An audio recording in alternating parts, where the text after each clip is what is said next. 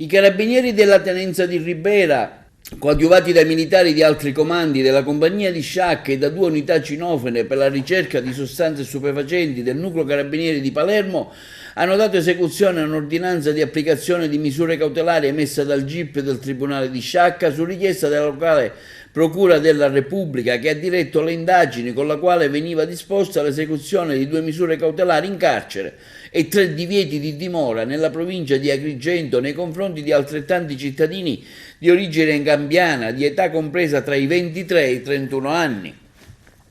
L'operazione è stata denominata dai carabinieri Take Away e si è svolta con l'impiego di 20 carabinieri e ha permesso di smantellare una presunta organizzazione dedita allo spaccio di stupefacenti nella zona di Ribera, in uno stabile abbandonato di Viale Europa. Gli indagati devono rispondere a vario titolo di detenzione e spaccio di sostanze stupefacenti anche nei confronti dei minorenni. I presunti spacciatori avevano occupato uno stabile comunale in stato di totale abbandono, trasformandolo in una vera e propria piazza di spaccio aperta H24, frequentata da tossicodipendenti dell'area di Ribera e dei comuni vicini, un via vai continuo di giovani che non è sfuggito ai carabinieri di Ribera, che a partire dallo scorso mese di gennaio hanno seguito numerosi intensi servizi di osservazione dall'area, acquisendo delle molteplici riscontri nella loro ipotesi investigative. Durante l'attività di indagine, infatti, sono state sequestrate numerose dosi di hashish, cocaina, crack e segnalate alla prefettura di Agrigento quali assuntori